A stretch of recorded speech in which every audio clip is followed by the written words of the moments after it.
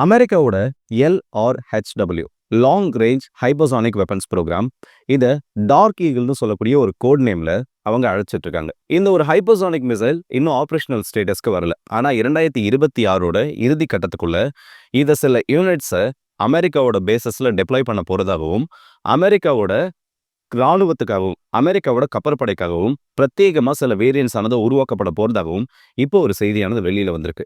ஆனா இதே நேரத்துல ரஷ்யாவோட ஊடகங்கள் இல்ல ரஷ்யாவை சார்ந்த சில மிலிட்டரி அனலிஸ்ட் என்ன பேசியிருக்காங்கன்னா, இந்த long range hypersonic weapons program dark ஈகிள்னு சொல்லக்கூடியது ரஷ்யாவோட S-500க்கு கண்டிப்பா ரொம்ப முக்கியமான ஒரு சவாலா இருக்குன்னு சொல்லியிருக்காங்க. இன்னும் சில நபர்கள் என்ன சொல்லியிருக்காங்கன்னா, இல்ல இந்த ஹைப்பர்சானிக் மிசைலை S-500னால ஈஸியா நியூட்ரலைஸ் பண்ண முடியும். ஏன்னா இந்த மிசைலோட ஸ்பீடை விட அதோட கேப்பபிளான ஸ்பீட் அவங்க சொல்லியிருக்கிறது மேக் 10+, சில கேட்டகரியில் மேக் 14+ வரைக்கும் போகலான்னு சொல்லியிருக்காங்க. ஆனால் இந்த S-500ல யூஸ் பண்ணக்கூடிய 777N6 சீரியஸில் இருக்கக்கூடிய மிசைல்ஸோட மேக்ஸிமம் ஸ்பீடுன்றது மேக் 17லிருந்து 20 வரைக்கும். ஸோ அதை விட அதிகப்படியான வேகத்தில் போகிறதுனால இதை ஈஸியாக டிஃபெண்ட் பண்ண முடியும்னு சொல்லியிருக்காங்க. ஸோ இந்த வீடியோவில் நம்ம என்ன பண்ண போறோம்னா, Russian interceptor versus American hypersonic missile இது ரெண்டுத்துக்குமான அந்த ஒரு சின்ன ஒரு கம்பேரிசன் மாதிரி பார்க்க போகிறோம். நல்ல ஒரு வீடியோவாக இருக்கும். ஸோ வாங்க வீடியோக்குள்ள போயிடலாம். நான் உங்கள் அக்கே தான் புக்ஷாலும் டிபி Trendings.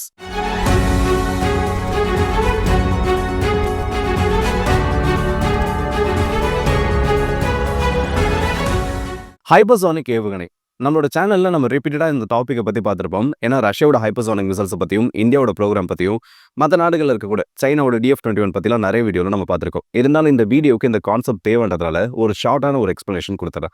சத்தத்தோட வேகத்தை விட 5 மடங்கு வேகத்துல செல்லக்கூடிய அத்தனை ஆப்ஜெக்ட்ஸ் இல்ல அத்தனை மிசைல்ஸுமே ஹைப்பர்சானிக் ஸ்பீடு அட்டைன் பண்ணதா சொல்லுவாங்க. ஸோ அந்த ஹைப்பர்சானிக் ஸ்பீடுன்னு சொல்லக்கூடிய அந்த ஒரு கேட்டகரி சத்தத்தோட வேகத்தை விட 5 மடங்கு வேகத்தில் போகிறது அந்த ஒரு கிரைட்டீரியாவை மேட்ச் பண்ணி ஆகணும். இந்த ஹைப்பர்சானிக் மிசைல்ஸை பொறுத்த வரைக்கும் இதில் 2 விதமான ஏவுகணைகள் அஃபென்சிவ் ஆப்ரேஷன்ஸ்க்கு பயன்படுத்தப்படும். ஒன்று cruise missiles, hypersonic cruise missile. இப்போ பிரம்மோஸ் மாதிரியோ ரஷ்யாவோட ஜிர்கோன் மிசைல் மாதிரியோ இருக்கக்கூடியது ஹைப்பர்சானிக் க்ரூஸ் மிசைல். இரண்டாவது இருக்கக்கூடியது ஹைப்பர்சானிக் பாலிஸ்டிக் ஏவுகணைகள்.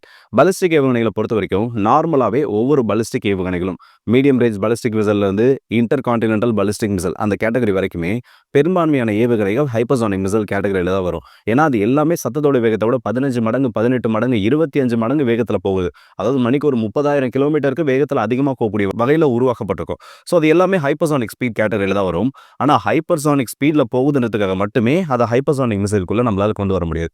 ஏன்னா ஹைப்பர்சானிக் மிசைலுக்கு சொல்லிட்டு சில தொழில்நுட்பங்கள் இருக்கு. அது மெனுவர் பண்ணணும், அதோட வார்ஹெடோட அந்த ஒரு ட்ரெஜெக்டரியை மாற்றணும்னு சொல்லிட்டு குறிப்பிட்ட சில வேரியேஷன்ஸ் அதுக்கு இருக்கிறதுனால ஹைப்பர்சானிக் மிசைல்ஸ்னு சொல்லக்கூடிய தனியான ஒரு கேட்டகரியில் வந்துடும். இப்போ இந்த ஹைப்பர்சானிக் மிசைல் யார் யார்கிட்டலாம் உலகத்தில் இருக்குன்னு பார்த்தீங்கன்னா, ரஷ்யா ஆப்ரேஷனலாக டெப்ளாய் பண்ணிட்டாங்க. வடகொரியா கிட்ட ஹைப்பர்சானிக் கிளைட் வெஹிக்கிள் ப்ரோக்ராம் இருக்கிறதா சொல்லியிருக்காங்க. ஈரான் கிட்ட ஃபடான்னு சொல்லக்கூடிய ஒரு ஹைப்பர்சானிக் கிளைட் வெஹிக்கிள் ப்ரோக்ராம் இருக்கிறதா சொல்லியிருக்காங்க. நம்ம இந்தியா அந்த ப்ராஜெக்ட்ல ஈடுபட்டிருக்காங்க. இன்னும் சில நாடுகள் இந்த திட்டத்தில் வேலை செஞ்சுட்டு இருக்காங்க. முக்கியமான நாடாக இருக்கக்கூடிய America long range hypersonic weapons LRHWன்னு சொல்லக்கூடிய அந்த ஒரு ப்ராஜெக்ட்ல இப்போ ஈடுபட்டிருக்காங்க. அமெரிக்கா இதுக்கு முன்னாடி ஏகப்பட்ட முறை ஹைப்பர்சானிக் ஏவுகணைகளை உருவாக்குறதுக்கான அந்த ஒரு சோதனையில் ஈடுபட்டிருக்காங்க. ஆனால் கடைசியாக அவங்களுக்கு தோல்வியானதாக கிடைச்சிருக்கு. ஆனால் இப்போ இந்த டார்க் ஈகிள் ப்ராஜெக்டை பொறுத்த வரைக்கும் 98%க்கும் அதிகமாக இதில் அவங்க சக்ஸஸ் ஆயிட்டாங்க. ஆப்ரேஷனலி அதை டெப்ளாய் பண்ணுறதுக்கு முன்னாடி இன்னும் 2 கட்ட சோதனைகள் பாக்கி இருக்கிறதா ஒரு அனௌன்ஸ்மெண்ட் வந்திருக்கு. இந்த 2 கட்ட சோதனைகளும் முடிஞ்சிருச்சுன்னா 2026ஓட இறுதி அப்படி இல்லைன்னா 2027ஓட தொடக்கத்துல இருந்து இந்த ஏவுகணைகளை அமெரிக்கா சார்பா டெப்ளாய் பண்ணப்படும்ன்ற மாதிரி ஒரு செய்தி வெளியில வந்திருக்கு. இப்போ ஹைப்பர்சானிக் மிசைல்னா என்னன்ற ஒரு பேசிக்கான ஐடியா உங்களுக்கு வந்திருக்கும். இப்போ இந்த ஒரு கம்பேரிசனுக்குள்ள போகும். ஒரு இன்டர்செப்டார், ஒரு ஹைப்பர்சானிக் பாலிஸ்டிக் மிசைல், இது ரெண்டுமே வெவ்வேறு ப்ராப்பர்ட்டிஸ் கீழே இயங்கக்கூடிய முக்கியமான ஏவுகணைகள். ஒன்னோட வேலை ஏவுகணைகளை டிஃபெண்ட் பண்றது, அதுவும் பாலிஸ்டிக் ஏவுகணைகளை கினெடிக் எனர்ஜி மட்டுமே வச்சு, அதாவது அதில் வார்ஹெட்ன்றது இருக்காது. நேரடியாக மேல இருந்து வரக்கூடிய ஒரு ஆப்ஜெக்டை இங்கிருந்து ஒரு கல்லை தூக்கி நம்ம எரிஞ்சு எப்படி டிஃபெண்ட் பண்ணுமோ அதே மாதிரி அந்த இன்டர்செப்டார் நேருக்கு நேராக மோதி அந்த கைனெட்டிக் எனர்ஜினால ஏற்படக்கூடிய அந்த ஒரு பிளாஸ்ட் அது வெடிச்சு சதுறது மூலியமா அந்த த்ரெட் அதை நியூட்ரலைஸ் பண்ணும். எதிர் திசையில் இருக்கக்கூடிய ஹைப்பர்சானிக் வெப்பன்ஸ் ப்ரோக்ராமுக்கு இந்த இன்டர்செப்டாரை எப்படியெல்லாம் ஏமாத்திட்டு போயிட்டு கீழே அடிக்கணுன்றது மட்டும்தான் வேலை.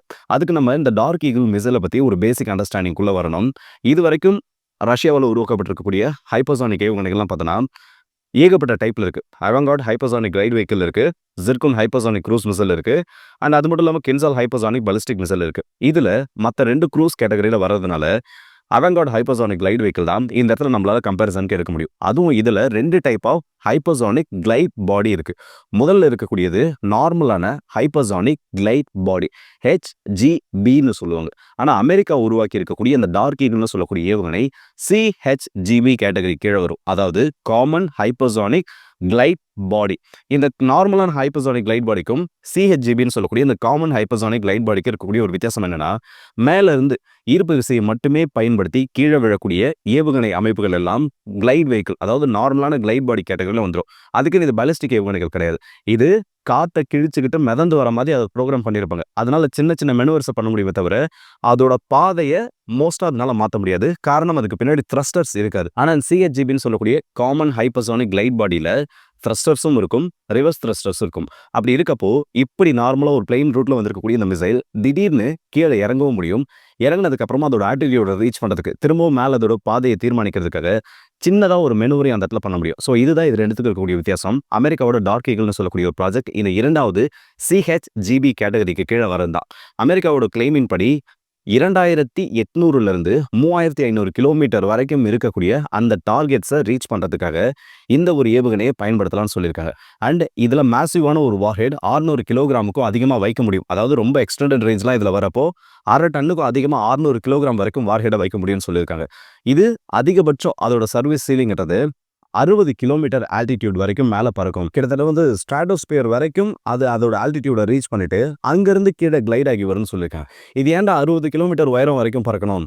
சில ஹைப்பர்சோனிக் பாலிஸ்டிக் மிசைல் எல்லாம் இதை விட கம்மியான ஆல்டிடியூட்ல ஒரு 40-45 கிலோமீட்டர் உயரத்தில் வரப்பவே இந்த அளவுக்கு வேகத்தை அதனால ரீச் பண்ண முடியுமே. அப்புறம் இந்த டார்க் ஈகிள் ப்ராஜெக்ட் மட்டும் 60 கிலோமீட்டர் உயரம் வரைக்கும் போகிற மாதிரி ப்ரோக்ராம் பண்ணியிருக்காங்கன்னா, கீழே வளிமண்டலத்தில் எவ்வளோ கீழே அந்த ஏவுகணை பறக்குதோ அந்த அளவுக்கு அதில் ட்ராக் ஆனது ஏற்படும்.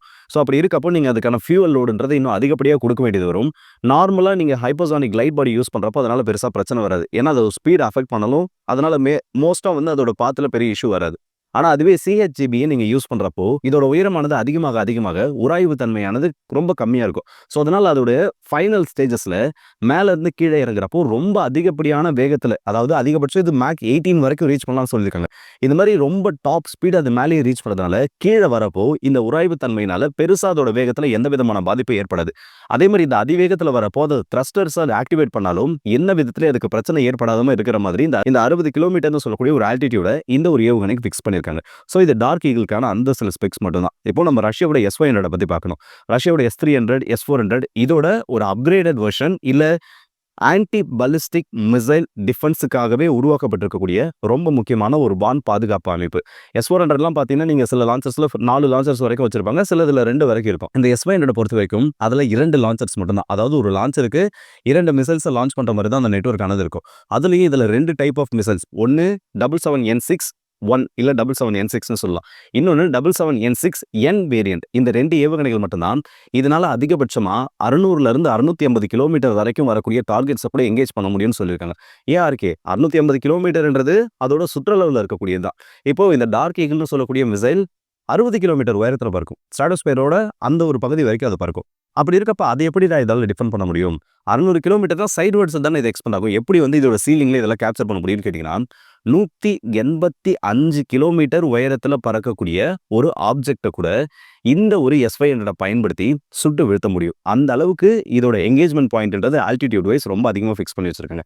அண்ட் இது மட்டும் இல்லாமல் இந்த 777N6 வேரியன்ட் இல்லாமல் ரஷ்யாவோட S-400 யூஸ் பண்ணக்கூடிய 40N6 மிசைலும் இதில் யூஸ் பண்ண முடியும். அதே மாதிரி S-300 பயன்படுத்தப்பட்டு இருக்கக்கூடிய 48N6 இது ரொம்ப ஓல்டு பழைய வெர்ஷன், அதையும் இதனால பயன்படுத்த முடியும். ஆனால் இதில் மெயினான மேட்டர் அந்த 777N6 மிசைலில் தான் இருக்கு. இப்போ ப்ராக்டிக்கலாக இது சந்திச்சுக்கிறதுக்கான வாய்ப்புகள் ரொம்ப கம்மி. தியரிட்டிக்கலாக டிஃபெண்ட் பண்ண முடியுமான்னு கேட்டிங்கன்னா, தியரிட்டிக்கலி ஒரு S-500 மிசைல்னால 777N6 மிசைல்னால ஒரு டார்க் ஈகிளை டிஃபெண்ட் பண்ண முடியும். ஆனால் அது ப்ராக்டிக்கலி நடக்கிறப்ப தான் அது எந்த அளவுக்கு பாசிபிள் தெரியும். ஸோ ப்ராக்டிக்கலி அதை பண்ண முடியாதனாலும் சில சிமுலேஷன்ஸை பயன்படுத்தி இதை கண்டுபிடிக்க முடியும். அந்த மாதிரி ஏகப்பட்ட நபர்கள் இந்த சிமுலேஷன்ஸை ட்ரை பண்ணியிருக்காங்க. இப்போ 3D சிமுலேஷனை பொறுத்த வரைக்கும் அதுக்கு குறிப்பிட்ட சில கேரக்டரிஸ்டிக்ஸை கொடுத்துருப்பாங்க. இன்கேஸ் இது ப்ராக்டிக்கலி இந்த இடத்துல சந்திக்கிறதுக்கான வாய்ப்பு இருந்ததுன்னா அது எந்த அளவுக்கு அந்த இடத்துல பாசிபிளாக இருக்கும் இல்லை டிஃபெண்ட் பண்ண முடியுமாட்டதை நம்ம இப்போ சின்ன ஒரு டிஸ்கஷன் மாதிரி பண்ணுவோம்.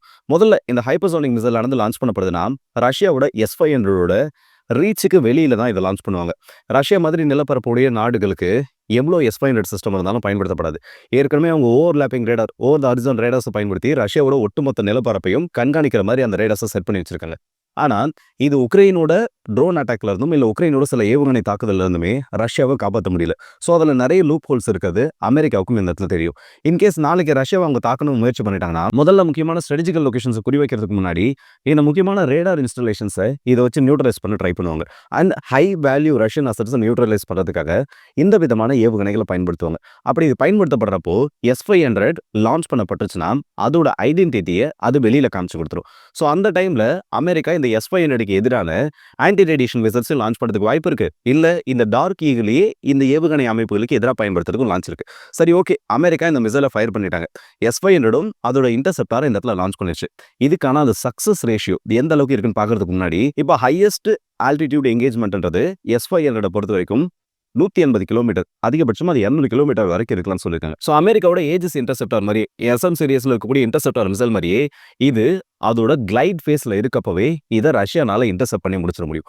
ஒருவேளை அந்த கிளைட் ஃபேஸையும் தாண்டிடுச்சு, இதோட கிளைட் ஃபேஸ்ன்றது ரஷ்யாவோட டெரிட்டரியில இருந்து வெளியில இருக்கு, இல்ல அந்த S-500னால அதை எங்கேஜ் பண்ண முடியலனாலும் அது அதோட டெர்மினல் ஃபேஸ்ல இருக்கப்போ ஒரு மிசைலுக்கு எதிராக 2 அல்லது 3 ஏவுகணைகள் ஏவப்பட்டது, அதாவது 2 ஏவுகணைகள் ஏவப்பட்டதுன்னா 85% வரைக்கும் அதோட சக்சஸ் ரேஷியோ இருக்குன்னு சொல்றாங்க. அதுவே உள்ள வரக்கூடிய ஒரு ஹைப்பர்சானிக் லைட் வெஹிக்கிளுக்கு ஈக்குவலா 3 ஏவுகணைகள் இந்த இடத்துல ஏவப்படுறப்போ அதோட சக்சஸ் ரேஷியோ 96% வரைக்கும் இந்த இடத்துல இருக்குன்னு சொல்லியிருக்காங்க. ஏன்னா இந்த 777N6 மிசைல் எல்லாமே உள்ள வரக்கூடிய அந்த டார்க் ஈகிள் அந்த ஹைப்பர்சானிக் கிளைட் வெஹிக்கிள் விட இது அதிகமான வேகத்தில் போறதுனால இதுக்கான இன்டர்செப்ஷன் பாயிண்ட்ன்றதை முன்கூட்டியே இந்த இடத்துல கணிக்க முடியும். ஆனா இதுல இருக்கக்கூடிய ரொம்ப பெரிய ஒரு சிக்கல் என்னன்னா, இந்த ஹைப்பர்சானிக் கிளைட் வெஹிக்கிள் சத்தத்தோட வேகத்தை விட ஒரு 10, 15 இல்ல அதிகபட்சமான வேகமான 18 கூட இந்த இடத்துல எடுத்துப்போம். அந்த 18ன்னு சொல்லக்கூடிய வேகத்துல வரப்போ ரொம்ப அதிகமான வேகத்துல இந்த பூமியோட வளிமண்டலத்துல அது வர ஆரம்பிக்குது. அப்படி வரப்போ இதை சுத்தி எனர்ஜி பிளாஸ்மா ஆனது உருவாகும். என்னதான் இந்த 777N6ல ஆக்டிவ் ரேடார் ஹோமிங் இருந்தாலும், அதோட இலக்கை தேடி அதுவே பயணிக்கிற மாதிரி அதை வடிவமைச்சிருந்தாலும், இந்த பிளாஸ்மா என்ன பண்ணுன்னா ரேடார் வேவ்ஸ் அப்சர்வ் பண்ணிடும். அப்படி ரேடார் வேவ்ஸ் அப்சர்வ் பண்றப்போ கிட்டத்தட்ட ரஷ்யா ஃபயர் பண்ணக்கூடிய அந்த இன்டர்செப்டார் மிசைல் ஆனது அந்த இடத்துல பிளைண்ட் ஆயிடும். அதோட டார்கெட்டை ஃபைண்ட் பண்றதுக்கு ரொம்ப கஷ்டப்படும். இதை இன்னும் நல்ல ஒரு உதாரணத்தோட சொல்லலாம். ரொம்ப மூடு பண்ணி இருக்கக்கூடிய ஒரு இடத்துல கார்ல எல்லாமே பார்ப்போம், நம்ம இந்த ஃபாக் லைட் போட்டு போவோம். ஏன்னா அதுதான் அந்த கலர் இருக்கப்போ அந்த பனியில அந்த லைட் வேவ்ஸ் அது பெனட்ரேட் பண்ணி வெளியில வரும். ஆனா அதுவே மூடு பண்ணி இருக்கக்கூடிய ஒரு இடத்துல ஒரு குண்டு தூக்கி ஒரு 4 இல்ல 5 அடி தொலைவில் நான் போட்டுட்டு கையில ஒரு ஒயிட் கலர் டார்ச்சை வச்சுட்டு நான் அதை சுத்தி தேடணும்னா அது என்ன மாதிரியான ஒரு அந்த ஒரு சூழ்நிலையை அது உருவாக்கும். அதே மாதிரி தான் பிளாஸ்மா அதிகமாக ஃபார்ம் ஆகக்கூடிய ஒரு ஏவுகணையை எதிரில் போகக்கூடிய இன்டர்செப்டார் ஏவுகணை ரேடாரை பயன்படுத்தி கண்டுபிடிக்கிறதுன்றது. ஆனால் இதை கண்டுபிடிக்கிறதுக்காகவே பிரத்யேகமாக இந்த 777N6ல இன்ஃப்ராரெட் ஹோமிங் டிவைஸ்ன்றதும் பொருத்தப்பட்டிருக்கு. ஸோ இது ரெண்டும் ஒன்றா சேர்ந்து வேலை செய்கிறப்போ அந்த உள்ள வர ஏவுகணையை விட அதிக வேகத்தில் இது மெனுவர் பண்ணுறப்போ அதை இன்டர்செப்ட் பண்ணுறதுக்கான அந்த வாய்ப்புகள் அதிகமாக இருக்குன்னு சொல்லியிருக்காங்க. நான் இப்பயும் சொல்கிறேன், ப்ராக்டிக்கலி ஒரு டார்க் ஈகிள் மிசைலை S-500 பயன்படுத்தி இன்டர்செப்ட் பண்றது பாசிபிள். ஆனா தியரிட்டிக்கலி இது நடக்கும்னா சிமுலேஷன்ஸ்ல இது வரைக்கும் இன்டர்செப்ட் பண்ணி காமிச்சிருக்காங்க. அப்படி காமிச்சதுதான் ஒரு டார்க் ஈகிளுக்கு ஈக்குவலா 2 அல்லது 3 ஏவுகணை வீசப்படுறது. நீங்க எந்த அளவுக்கு ஏவுகணை அதிகமா ஃபயர் பண்றீங்களோ அந்த அளவுக்கு அதுக்கு இன்டர்செப்ஷன் சான்ஸ் அதிகம். ஆனா அதே நேரத்தில் ஒரு மிசைலோட காஸ்ட்டும் இந்த இடத்துல நம்ம கவனிக்கணும். அண்ட் ரஷ்யா கிட்ட இப்போதைக்கு ஒரே ஒரு S-500 சிஸ்டம் மட்டும் தான் ஆக்டிவா இந்த இடத்துல இருந்துட்டு இருக்கு. இதெல்லாம் அவங்க இன்னும் அதிகப்படுத்தணும். ஒரு வருஷத்துக்கு ஒரு 2ல இருந்து 3 யூனிட்ஸ் அவங்க லான்ச் பண்ணாலும் இந்த ரஷ்யா உக்ரைன் யுத்தம் முடிஞ்சதுக்கு அப்புறமா தான் அவங்க பண்ண முடியும். ஸோ இப்போதைக்கு ரஷ்யாவுக்கு பாசிட்டிவா இருக்கக்கூடிய ஒரு விஷயம், அமெரிக்காவோட ஹைப்பர்சானிக் மிசைலை இவங்க கிட்ட இருக்கக்கூடிய டிஃபென்ஸ் ஷீல்டை வச்சு நிறுத்த முடியும்ன்றது. அமெரிக்காவுக்கு இந்த இடத்துல பாசிட்டிவா இருக்கக்கூடிய விஷயம், ரஷ்யா கிட்ட இந்த யூனிட்ஸ் ரொம்ப கம்மியான ஒரு எண்ணிக்கையில் இருந்துட்டு இருக்கிறதா. ஸோ இந்த வீடியோ உங்களோட கருத்துக்களை கமெண்ட் செக்ஷன்ல சொல்லுங்க. ப்ராக்டிகலி பாசிபிளான ஒரு விஷயம் தான் ஒரு ஹைப்பர்சானிக் கிளைட் வெஹிக்கிளையோ இல்லை ஹைப்பர்சானிக் மிசைலையோ இன்டர்செப்ட் பண்ணுறதுன்றது. ஆனால் அது தியரிட்டிக்கலி நடக்கணும்னா அதுக்கான ஒரு யுத்தம் நடந்தாகணும். இல்லை இந்த 2 தரப்பு அவங்களோட ஏவுகணையை ஒன்றா வச்சு சோதனை பண்ணணும். அதுக்கான வாய்ப்புன்றது இந்த இடத்துல கிடையாது. ஸோ இதை பற்றின உங்களோட கருத்துக்கள், இந்த இன்டர்செப்ஷன்றது பாசிபிளா இல்லையான்றதை தாராளமாக நீங்கள் உங்களோட பாயிண்ட் ஆஃப் வியூவில் கமெண்ட்ஸில் சொல்லலாம். ஸோ அடுத்த வீடியோ சந்திப்போம். அது விழுந்து விடுவது நல்லா இருக்கேன்.